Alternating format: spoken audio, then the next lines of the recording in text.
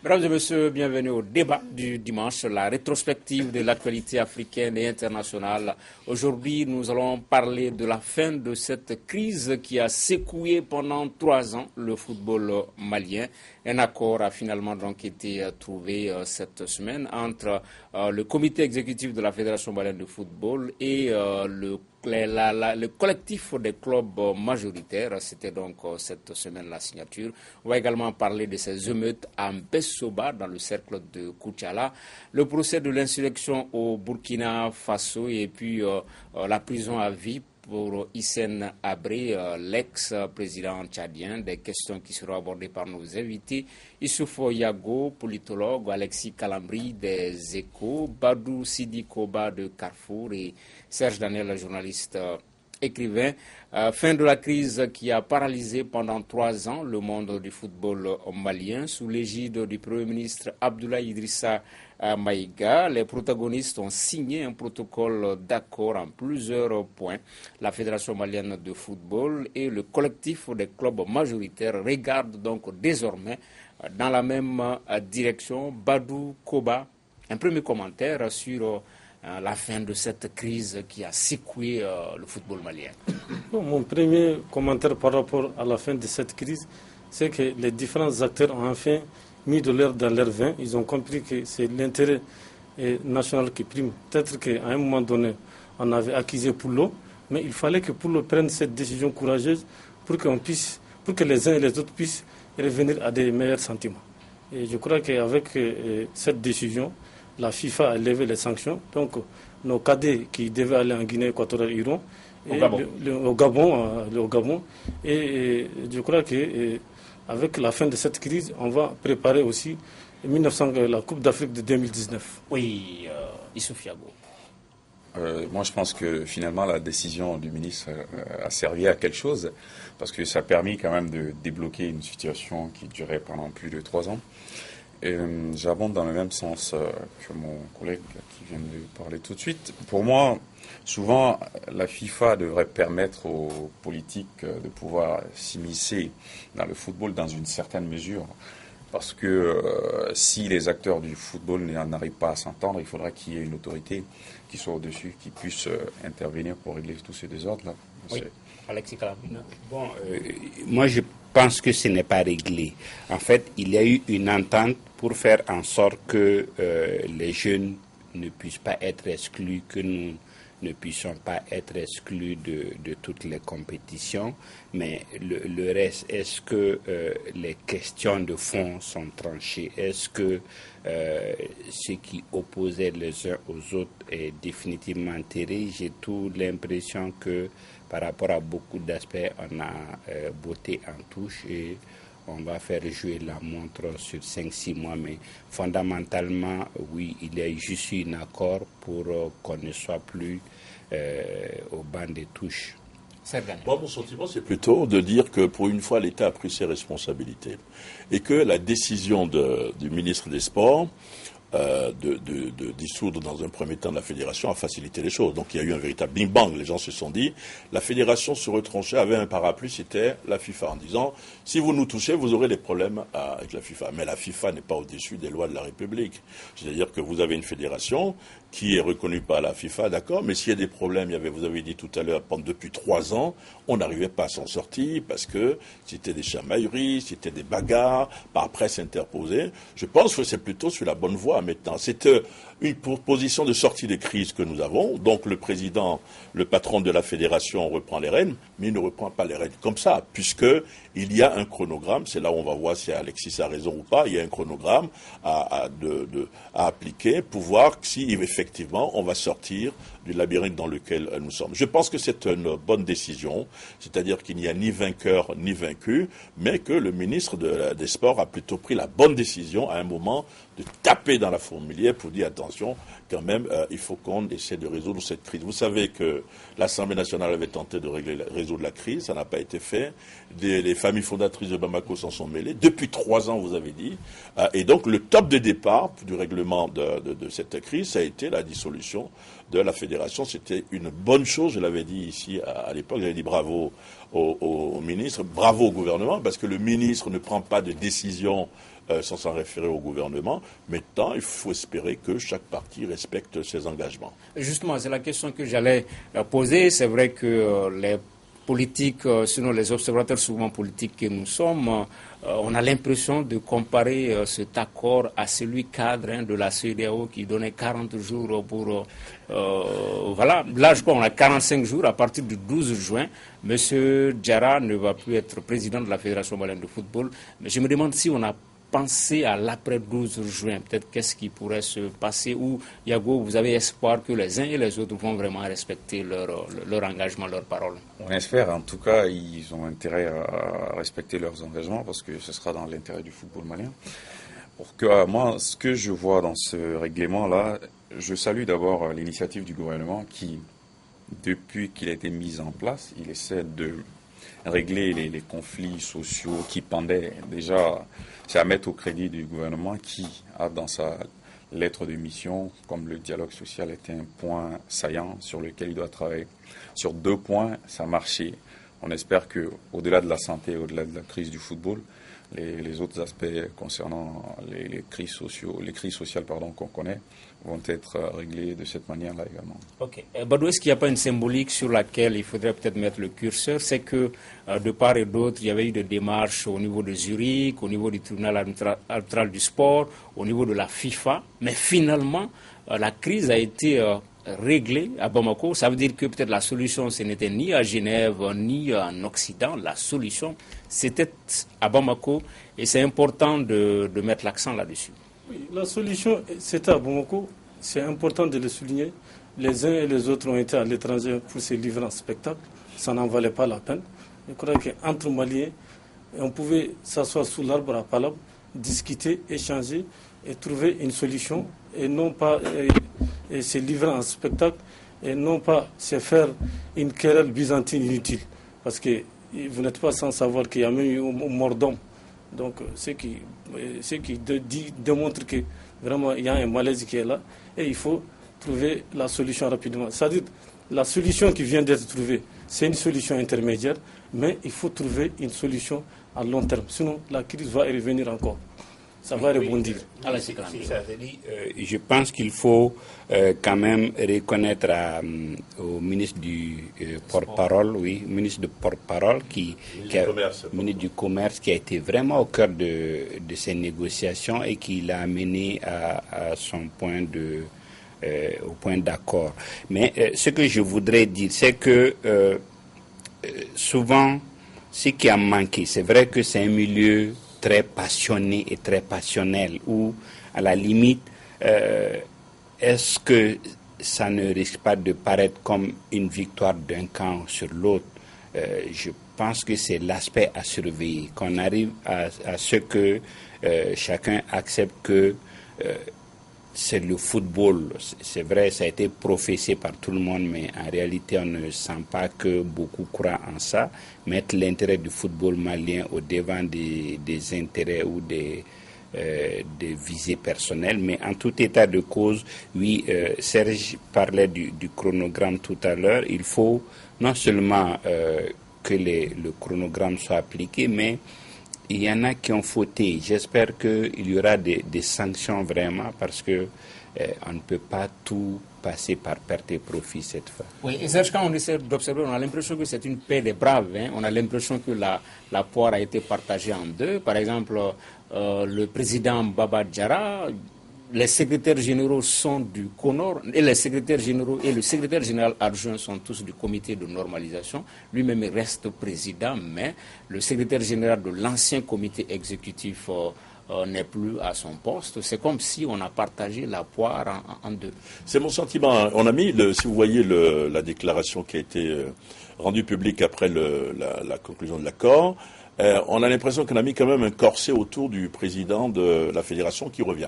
Il revient, c'est quand même une bonne chose pour lui, pour son image, pour l'image de son groupe, de son clan, j'allais dire, parce qu'il a un clan, c'est un clan contre un autre clan, disons les choses clairement.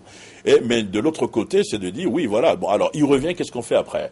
Parce que le problème, c'était pas que M. Baba-Diarra revienne seulement. Ça ne réglait pas du tout la question, le fait de revenir. Parce que le seul parapluie qu'il a, que moi j'ai constaté, en fait, c'est le parapluie de la FIFA. C'est-à-dire que localement, en termes de rapport de force, parce que je me suis très bien informé sur la situation avant de venir ici, il n'est pas majoritaire dans le monde de foot de l'instance dirigeante en République du Mali. Il a l'âme nucléaire de dissuasion qu'il avait, c'était le soutien de la fédération, mais il n'était pas majoritaire. De l'autre côté, les autres n'avaient pas le droit avec eux. Mais l'État, c'est l'État, il a fallu que le ministre, le gouvernement, parce que j'entends dire, oh oui, le ministre des Sports est désavoué. Non, c'est pas le ministre des Sports qui prend la décision. Lui, il propose en tant que ministre la décision au gouvernement, et il appartient au gouvernement. Donc c'est le gouvernement, c'est le président de la République qui a validé la dissolution de la Fédération malienne. Donc maintenant on est en train de rebrasser les cartes, c'est vrai. La poire est divisée, est coupée en deux. Il faut être extrêmement vigilant, à mon avis, sur le chronogramme. Il faut un chronogramme qui n'est pas malheureusement détaillé. Il faut qu'on dise, par exemple, que lundi à 17h, à telle heure, à telle minute, on doit faire ça, on doit faire ça, on doit faire ça, et qu'on réunisse carrément tout le monde, les dirigeants, parce qu'il y a des problèmes de fond qui ne sont pas réglés. Je crois que c'est quelqu'un qui le disait tout à l'heure, entre dirigeants de football. C'est le sport roi. Il faut savoir, par exemple, que quand il y a 60 000 personnes dans un stade, ce n'est pas la fédération malienne qui assure la sécurité. Donc c'est une affaire d'État, même pas une affaire de l'État. Donc l'État doit être totalement impliqué dans le règlement de ce problème. Ok. Yago Alexis avait fait allusion au ministre porte-parole. Il y avait aussi le ministre de la Jeunesse et de l'Action citoyenne, le ministre des Sports lui-même. Mais tout cela, c'est sous le Premier ministre Abdoulaye Idrissa Maïga. Finalement, on a l'impression que lui, il vient avec une baguette magique. Il a résolu récemment la grève du personnel de santé. Et là, après 3 ans de crise, 3 ans de paralysie, il parvient également à déclencher, à résoudre cette autre équation. Est-ce que finalement, on ne va pas dire que c'est un Premier ministre qui vient avec une baguette magique? Parce que certains parlent de solidarité gouvernementale si elle a existé véritablement au niveau de l'exécutif sous Modibo Keïta et puis sous Abdoulaye Idrissa Maïga. On s'amuse à faire la comparaison. Alors moi, je pense qu'il vient d'arriver, peut-être qu'il a le vent en poupe pour l'instant, et il doit prendre les dossiers qu'il a trouvés sur la table et que le président du gouvernement n'a pas pu régler. C'est à mettre à son crédit, c'est à saluer. Parce que moi, je pense que la crise au niveau de la santé a été réglée, certes difficilement, mais c'était une crise majeure. Et la deuxième crise majeure, c'était de ne pas créer un effet d'entraînement. Parce que le football, comme il a dit, c'est 60 000 personnes dans le terrain, ni couleur, ni ethnie, ni race. Ces personnes-là convergent dans le même sens. Et ne pas rajouter cela des grévistes, je pense que c'est une victoire à mettre au crédit du gouvernement. Oui, Badou, le gouvernement, c'est une équipe. On a l'impression que les joueurs, ils mouillent le maillot beaucoup plus sous Abdoulaye Idrissa Maïga que dans l'ancienne équipe, par exemple. Ça, c'est des choses qui auraient pu être résolues également sous Modibo Keïta. Peut-être parce qu'on a un Premier ministre politique, RPM, où il ne faut même pas faire la comparaison. C'est un Premier ministre qui est pragmatique, qui agit avec mesure et responsabilité, qui ne fait pas de parti pris, n'est-ce pas? Il écoute les uns et les autres et il dégage sa conclusion. Et il apporte généralement la bonne solution sans heurter qui que ce soit. Moi, je n'ai pas du tout le même sentiment. On ne peut pas dire que le nouveau Premier ministre, a une baguette magique. D'ailleurs, quand vous voyez ces images de ces derniers jours, c'est quelqu'un qui ne dort pas assez. Donc, il est confronté à la réalité. Le problème a été géré directement de la présidence de la République, pour ceux qui sont informés dans cette affaire.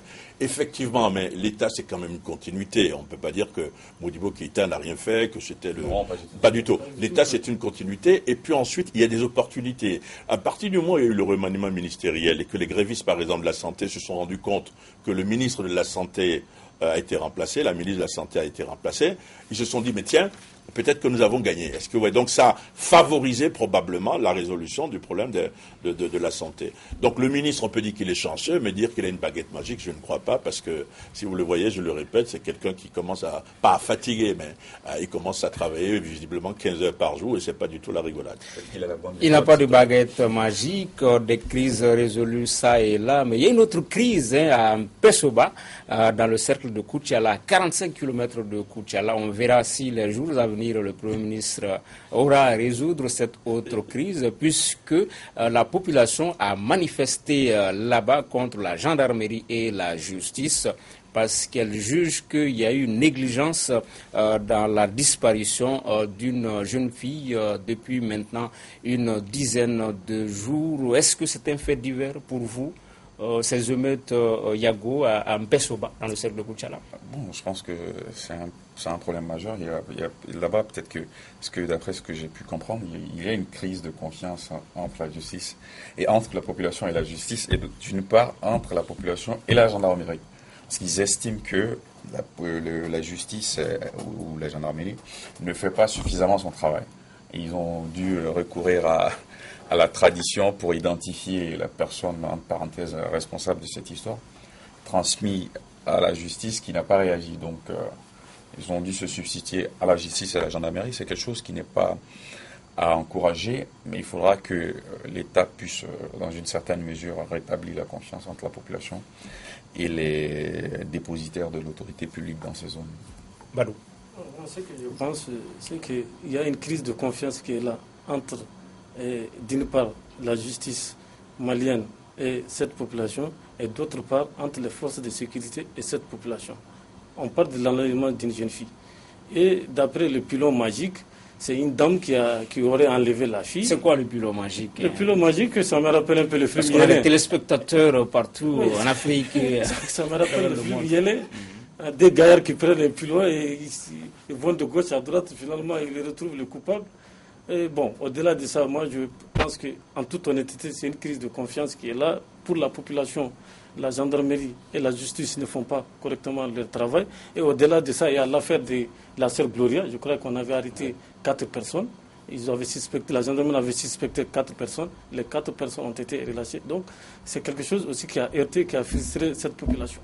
Alex, dans le Mali profond, peut-être les populations croient plus aux procédures traditionnelles qu'aux méthodes d'investigation de la justice et de la gendarmerie. Mais non, il se trouve que premièrement, la justice, les enquêtes judiciaires n'ont rien donné jusque-là, surtout que dans le cas actuel, dans la même circonscription, vous avez parlé de la sœur Gloria. Il n'avait arrêté que les chauffeurs et les pauvres qui n'avaient rien à voir dedans. Donc, c'était un travail bâclé forcément.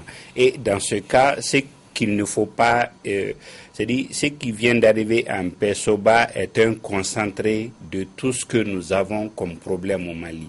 En réalité, qu'est-ce qui s'est passé? Un enfant albinos a disparu. Les populations, comme ça se fait de façon traditionnelle dans nos villages, ont fait recours au pilon magique qui a souvent fait ses preuves. Le pilon magique a désigné une dame. Et ce qui est arrivé derrière, c'est que selon les populations, la dame est soutenue par le maire qui était UDD, qui a viré au RPM. Et de l'autre côté, vous avez une radio dont le directeur ne s'entend pas du tout avec le maire et qui serait UDD. Donc, à la limite, il y a eu, toujours selon les versions des populations, il y a eu la radio qui a vraiment incité les gens. D'ailleurs, parmi les personnes arrêtées, il y a le directeur de la radio et la radio a été fermée par le gouverneur de Sikasso. Donc, à la limite, vous avez un concentré de tout ce que nous avons comme problème. D'un côté, des problèmes de justice non résolus, les frustrations des populations, des personnes qu'on pense être surprotégées, une administration qui est accusé à tort ou à raison de ne pas faire son travail et les forces d'investigation qui n'ont jamais donné de résultats. Donc je pense qu'il faut voir globalement cette question, même la rapporter au niveau national pour comprendre qu'il y a beaucoup de frustration contenue et ce qui fait qu'il n'y a pas de petite cause. Ce qui est frappant, ce sont les cibles. Vous voyez, les populations se sont attaquées à quoi? Les populations ne se sont pas attaquées principalement à des domiciles privés. Vous avez parlé de cette dame qui est suspecte. On n'a pas été s'attaquer. Les populations n'ont pas attaqué son domicile en tant que tel. Ce qui frappe, c'est le fait d'attaquer les symboles de l'État. Donc, ce que disent les populations, et je me suis un peu informé avant de venir ici, c'est de dire qu'elles ont l'impression que l'administration ou l'État ne fait pas son boulot. Que non seulement l'administration ou l'État ne font pas leur boulot, le travail, mais qu'elles sont narguées. Les populations ont l'impression d'être narguées. Par exemple, quelqu'un expliquait qu'on l'approche de la famille de la fille disparue a demandé une fois à un officiel où est-ce que vous en êtes. On lui aurait dit on s'en fout de vous, etc. Donc c'est ça qui est important. Ce qui est frappant, c'est cela. C'est que lorsque les populations, on ne peut pas accepter le fait d'aller attaquer une gendarmerie. Ça, ce n'est pas normal. Mais le problème, c'est que les populations manifestent une colère de cette manière pour dire nous ne croyons pas à l'État, nous ne croyons pas à l'administration. Le gouverneur de région s'est rendu sur les lieux parce que ça ne s'est pas déroulé à Koutiala ville, c'est à une quarantaine de kilomètres, 45 kilomètres. Et le calme précaire règne aujourd'hui, mais il faut tout de suite reprendre ça en main parce que vous avez parlé tout à l'heure des radios qui sont fermées. Dans ces localités, ces radios jouent un rôle très important. Si vous avez 4 radios qui diffusent le même message de paix, de réconciliation, mais en disant que l'État prendra les responsabilités pour faire arrêter les suspects, ce serait quelque chose de positif. Mais il ne faut pas aussi accepter la justice expéditive. Visiblement, vous êtes des abonnés au pilon magique, c'est-à-dire qu'on met un pilon devant un morceau de bois devant 100 personnes, par 2 personnes, et si le pilon vacille vers Tangara, ça veut dire que Tangara c'est le voleur, enfin pas le voleur, mais voilà, le coupable.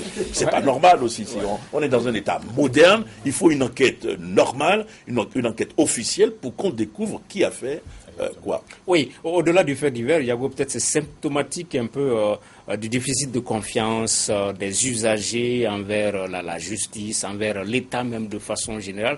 Peut-être il revient à l'État de l'aborder dans ce sens-là, créer la confiance, assurer la population pour leur dire qu'il est vraiment là l'État pour le service de la population. Tout à fait, c'est ce que je disais tantôt. C'est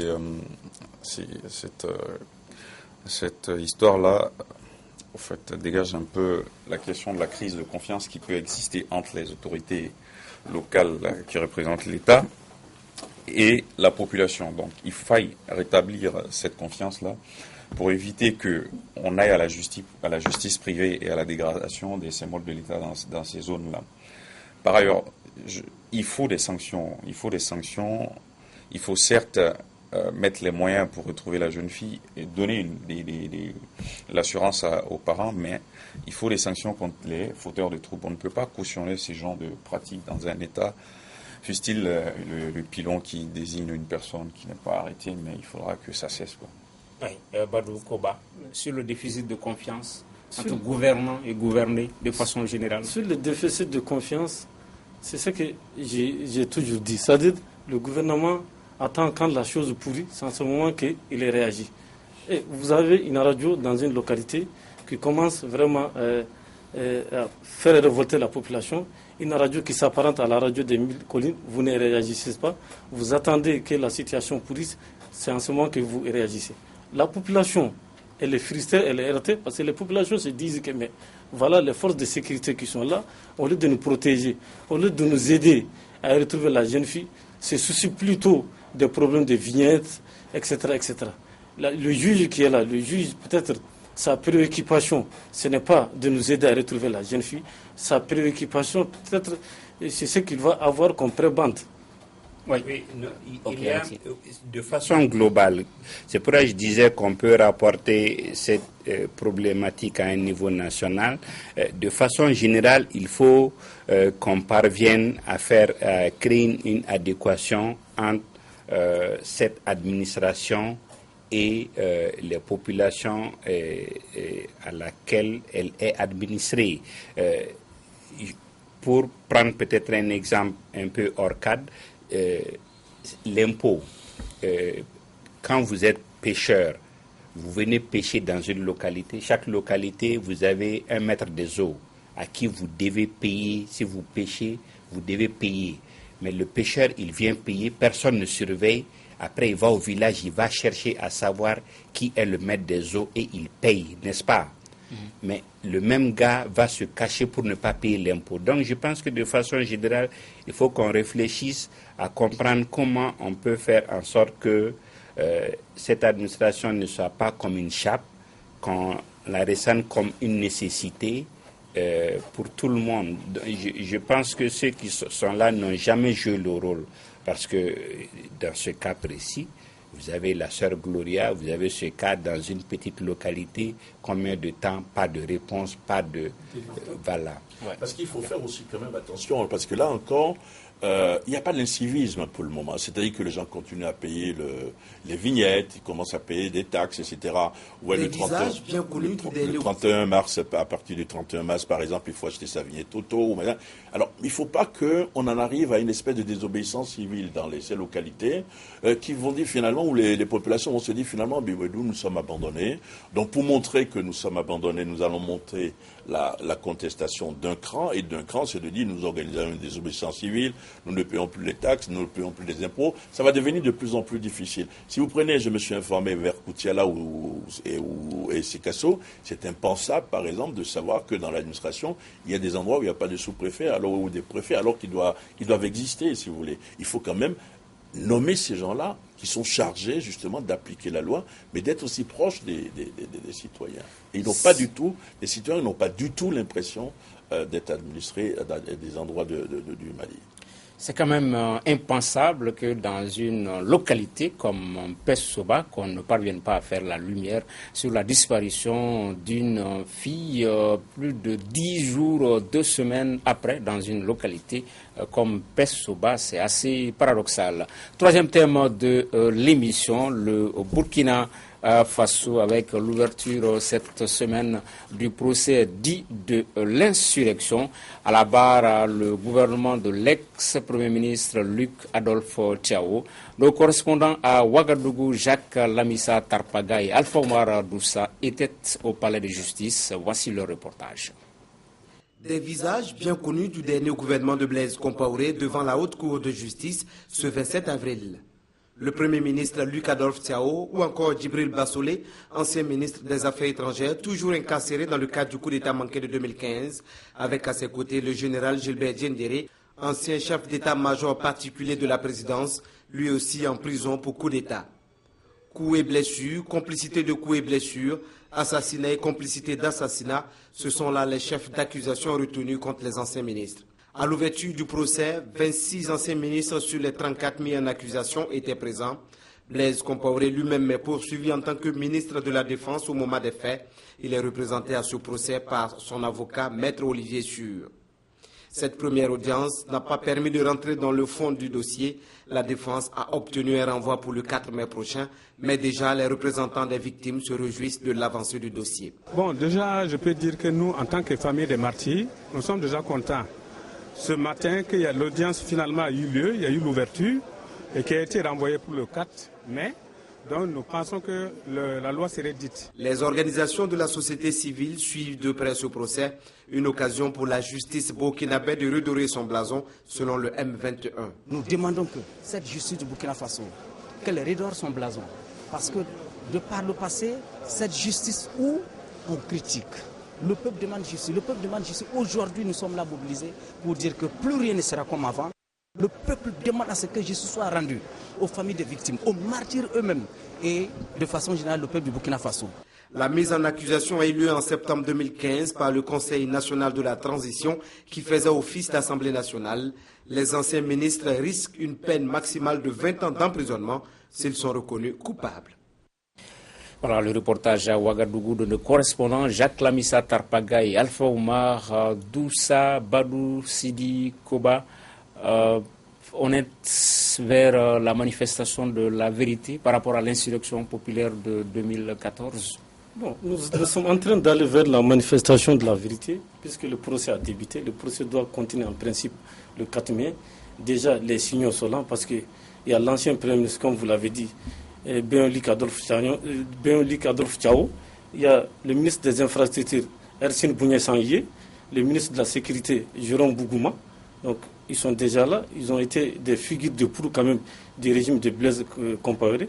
Il y a un officier supérieur aussi qui est dans la salle, le général Honoré Nabéré Traoré, même s'il n'est pas directement concerné. Il est là comme témoin. Donc, la présence de ces acteurs démontre que vraiment la justice burkinabé est sérieuse. Elle est décidée à faire toute la lumière sur la répression qui a abouti à la chute du président Blaise Compaoré. Yago. Bon, ce type de procès, il est de coutume dans les pays où, après une révolution, il faut faire le procès de l'ancien régime.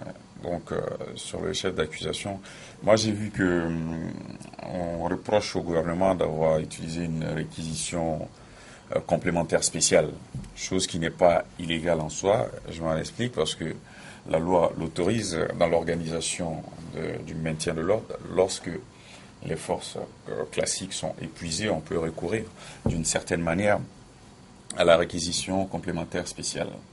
Et donc, lorsqu'on utilise cette force-là, qui vient dans la troisième catégorie, parce que la première c'est la police et ensuite il y a la gendarmerie, on autorise l'utilisation de l'arme à feu, mais les moyens, c'est-à-dire qu'on explique la fin, le but du maintien de l'ordre aux forces armées, charge au chef d'état-major d'utiliser les moyens appropriés pour ce faire.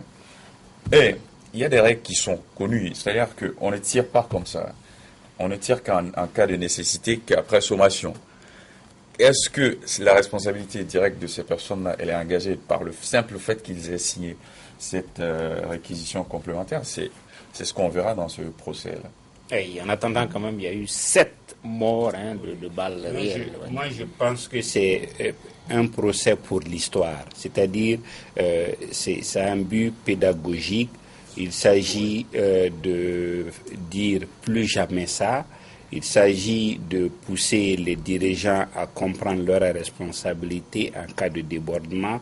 Mais une certaine manifestation de la vérité serait difficile parce que si on entre dans le juridisme, ce sera des écoles contre des écoles, mais véritablement, c'est vraiment pour l'histoire qu'on fait le procès. C'est quand même inédit comme procès. Juger tout un gouvernement pour ces violences, ça me paraît quand même pas limite, mais ça me paraît insuffisant pour la manifestation de la vérité. Ce n'est pas le procès des violences, on n'assiste pas au procès des meurtres. C'est un peu le procès du régime Compaoré, la suite du procès du régime Compaoré plutôt qu'on est en train de faire. Il faut savoir deux choses. Il n'y a pas longtemps, j'avais fait un tour au Burkina. Il y a de la part des citoyens le sentiment, pas qu'on veut blanchir des membres de l'ancien régime, mais que la justice ne fait pas son travail. Donc peut-être que le gouvernement était un peu sous la pression de cette rue-là. Il fallait juger les uns et les autres. La deuxième chose, c'est que quand même, M. Roch Kaboré est là bientôt, ça fait bientôt un moment, mais ce n'est pas facile pour lui. Vous avez aussi des contestations à l'intérieur. J'ai vu récemment des gens qui ont marché à l'est du pays pour réclamer la construction de routes. Vous avez une opposition qui est très offensive et qu'on veut quand même donner l'impression qu'on ne veut pas couvrir les responsables de l'ancien régime. On verra à la fin du procès, on pourra condamner difficilement la moitié de ceux qui sont là. Mais ils ont géré, ils sont moralement responsables. Moi, je suis d'accord qu'on puisse les écouter, mais on n'avait pas besoin de juger tout cela. Et on va s'en rendre compte très rapidement, parce que vous avez même des ministres à l'époque qui n'étaient pas là, à ce conseil de ministres, où la décision a été prise de renforcer la sécurité, de faire une réquisition, etc. Ok. Ce n'est pas une première victoire pour la justice. Le fait déjà de faire comparaître à la barre ces anciens ministres qui étaient tout puissants, qui, au moment de leur superbe, les voir réduits à leur simple expression de citoyens. Alexis, est-ce que c'est pas... Ils sont quand même dignes, ils n'ont pas peur. Ils ne sont pas des gens qui ont peur. On ne voit pas sur les images, on voit même le Premier ministre en train de sourire. Ce ne sont pas des gueux, ce ne sont pas des... Je suis pas d'accord avec vous. Ce ne sont pas des peureux qui sont venus à la barre. Ce sont des gens plutôt dignes, qui sont visiblement prêts. Et vous voyez, ils ont même parfois un sourire ironique. Pardon, j'ai pris la parole à Alexis, mais je ne pouvais pas résister. C'était inimaginable à une période, mais aujourd'hui, est-ce que le fait déjà de les voir dans ces conditions-là, c'est pas peut-être une première victoire? Mais non, pour moi, on ne doit pas s'en réjouir. On n'en avait pas besoin. Le Burkina, même à un niveau aujourd'hui, il faut la vérité sur ce qui s'est passé. Il faut des sanctions. Mais pour moi, cette façon même ne permet même pas d'avoir... À la limite, vous savez, comme dirait le poète, quand le bras a failli, on punit la tête. On connaît les vrais responsables. On devait directement aller à l'essentiel en indexant des gens et en les amenant à la barre. Mais de cette façon-là, les débats vont s'éterniser et il n'est pas évident qu'il y ait une ligne directrice permettant de savoir exactement ce qui s'est passé. Donc pour moi, cette façon n'est pas la meilleure. Oui, il y a l'absence de taille, le ministre Blaise. Est-ce que ce n'est pas indirectement lui qu'on est en train de juger, parce qu'on va le juger par en qualité de ministre de la Défense. Voilà, il n'est pas là, donc voilà. Mais vous savez que depuis un moment, il a la nationalité ivoirienne. Justement, c'est la question que je voulais poser à Badou. Tout cela intervient dans un moment, dans un contexte de réconciliation nationale. On a vu il y a juste quelques jours une délégation du CODER conduite par Maître Gilbert Noël Ouédraogo, également comprenant Blassé Ouédraogo, est allé à Abidjan rencontrer l'ex-président du Faso Blaise Compaoré. En termes de timing, on rencontre Blaise à Abidjan et à Ouaga, on essaie de juger le gouvernement. Est-ce que peut-être qu'il ne faut pas évacuer cela, aplanir un peu certaines diversions, décrisper la situation, ou il ne faut pas le voir en ces termes-là? De mon point de vue, le procès là a été organisé peut-être pour un peu soulager la population, pour vraiment faire semblant de rendre justice. Sinon, en toute honnêteté, c'est la continuité du régime de Blaise. Tout le monde sait que Roch-Marc Christian Kaboré a travaillé avec Blaise Compaoré. Donc, non, mais il a démissionné quand même. Oui, même s'il a démissionné. Même s'il a démissionné, tout le monde sait que c'est la continuité. Et s'il part voir Blaise, peut-être c'est pour demander conseil auprès de lui, c'est pour lui demander certains secrets d'État. Et ce procès me rappelle un autre procès, celui du Négus Rouge, le colonel Mengistu Haïlé Mariam. Ce dernier aussi, son procès a été organisé pendant qu'il était réfugié au Zimbabwe. Donc, durant tout son procès, il ne s'est pas déplacé, il est resté. Le timing, réconciliation nationale, visite de Blaise à Abidjan avec le procès, il ne faut pas faire le lien peut-être? Oui, mais pour moi, l'un n'empêche pas l'autre. C'est-à-dire, Blaise a géré. Pour moi, c'est même bien qu'on reconnaisse qu'il peut encore servir, mais pour autant, s'il faut sévir contre lui, il faut le faire. Pour moi, l'un n'empêche pas l'autre. Et moi, c'est même gré de recevoir des gens et de peut-être leur prodiguer des conseils, mais ça ne veut pas dire qu'on ne va pas le punir ou décrire ce qu'il a fait de mal. Ouais. J'ai le sentiment que ça va effectivement dans le cadre, et aussi également dans le cadre de la réconciliation nationale. Parce que si vous voulez qu'il y ait une réconciliation, il faut qu'il y ait une justice. Mais encore une fois, moi je suis réservé. Bon, l'histoire me donnera tort, probablement. On va voir la fin du procès. On va voir comment on va pouvoir juger tout cela. Qu'est-ce qu'on va leur reprocher le ministre de la Défense, l'ancien chef d'état-major est là, ça c'est très important. Et puis il ne faut quand même pas oublier que vous avez aujourd'hui dans le système des gens qui étaient dans le système avant. Comment ça va se passer? On va voir. Si c'est dans le cadre de la réconciliation nationale, pour l'histoire, comme tu le dis, ce serait une bonne chose. Mais si c'est pour régler des comptes avec des anciens dignitaires, à mon avis, ça ne marchera pas. Et les gens auront peur de rentrer dans un gouvernement désormais, parce que vous allez vous dire, si je suis dans le gouvernement, le jour où ça chauffe, je vais être jugé. Je pense que c'est un procès assez purement pédagogique. C'est pour favoriser un peu la réconciliation, apaiser les cœurs et un peu saluer la mémoire des victimes. Sinon, ce procès n'aboutira pas à grand-chose, à mon avis. Ok, en parcourant les chefs d'inculpation, les responsabilités du gouvernement se situeraient à deux niveaux. Le fait de soumettre à l'Assemblée nationale en plein climat insurrectionnel le vote de l'article 37, le référendum, et également la réquisition complémentaire spéciale à laquelle faisait allusion M. Yago. Nous restons toujours au niveau de la justice pour parler de cet autre procès, celui de l'ex-président tchadien Hissène Habré, prison à vie, le verdict qui est donc tombé cette semaine à Dakar. Yago, ce n'était peut-être pas une surprise la perpétuité pour Hissène Habré? Non, ce n'est pas une surprise.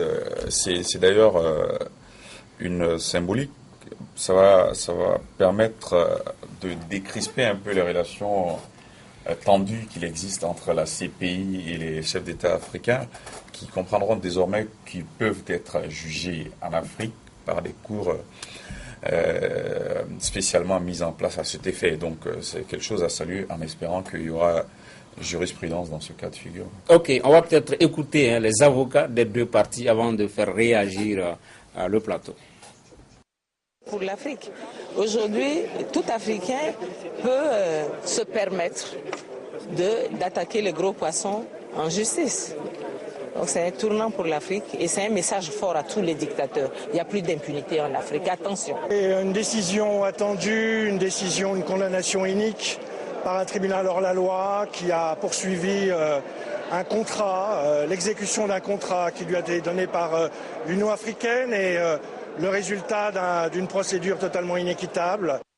Voilà, un contrat, un marché de l'Union africaine. Peut-être on peut l'entrevoir comme cela. On voyait très mal cette juridiction aller peut-être à l'encontre de l'Union africaine, du syndicat des chefs d'État africains.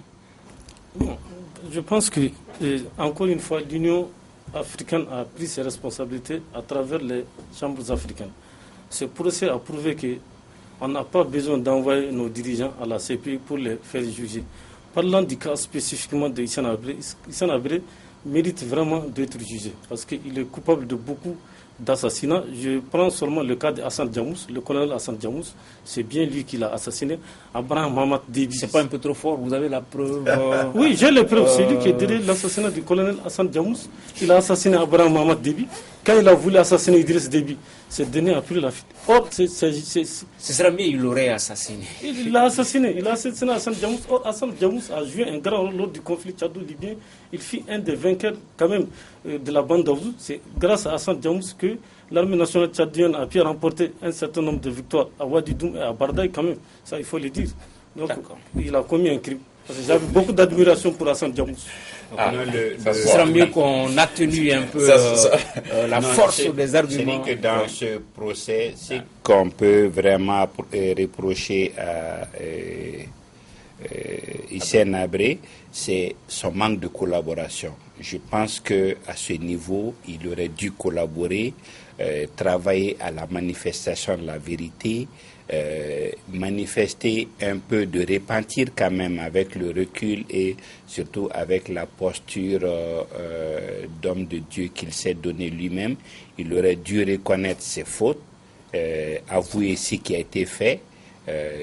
Ça aurait aidé et les historiens, ça aurait apaisé mais sa posture était très choquante. À la limite, il a manifesté du dédain tout au long et le résultat ne pouvait pas être autrement. Parce qu'à la limite, il n'y a pas eu de contradictoire.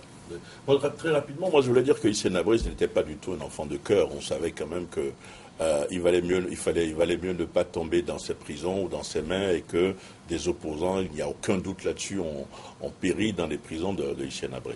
Mais il y a un goût d'inachevé parce qu'il ne sait pas effectivement expliquer. Il sait pas. Le problème, c'était pas qu'il se défende. Le problème, c'est qu'il a quand même réussi un peu son coup parce qu'il a nargué tout le monde. Il ne voulait même pas venir au tribunal. Il a fallu l'amener Manu Militari, ce qui n'était pas aussi une scène à encourager parce que de voir des militaires le brutaliser, c'est pas parce qu'il a brutalisé les autres qu'on devait le brutaliser. C'est pas la loi du talent.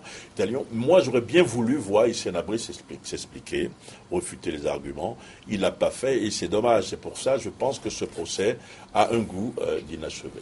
Goût d'inachevé, on peut le dire aussi, parce qu'il y avait un témoin clé majeur qui avait été chef d'état-major sous Hissène Habré, on aurait aimé qu'ils disent aussi des choses. Là aussi, il y a un goût d'inachevé.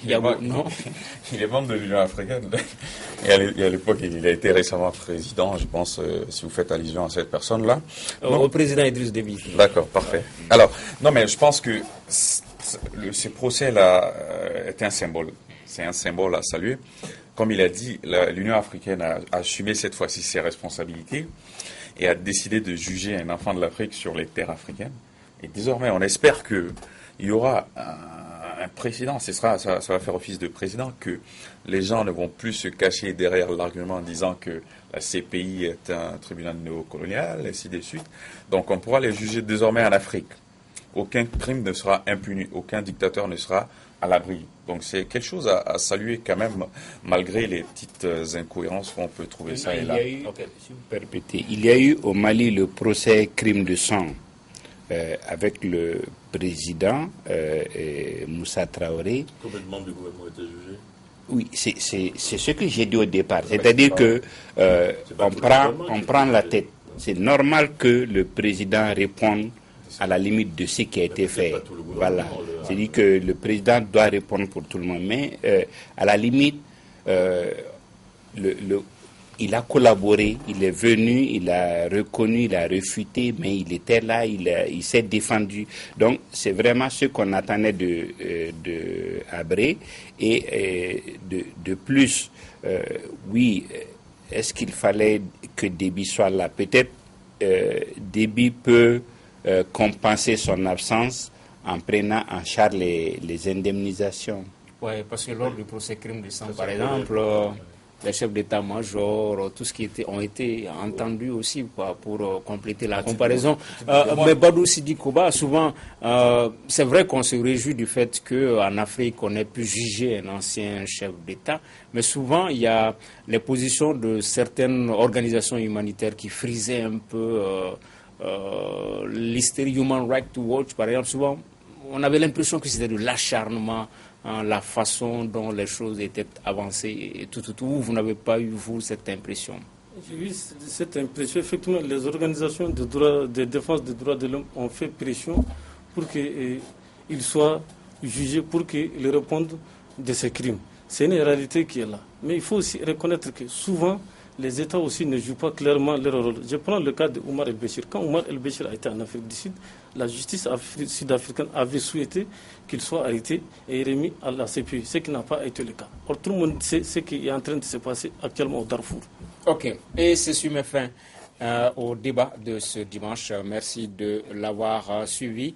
Nos invités étaient Youssouf Yago, politologue, Alexis Calambri des Échos, Badou Sidi Koba de Carrefour, Serge Daniel, journaliste, écrivain. Le supplément du débat aujourd'hui, c'est un entretien avec Jamil Bitar, le président de MCATT. Ce sera à partir de 21h GMT. Merci d'avoir suivi ce débat. À dimanche prochain pour une autre émission sur Africa Télévision.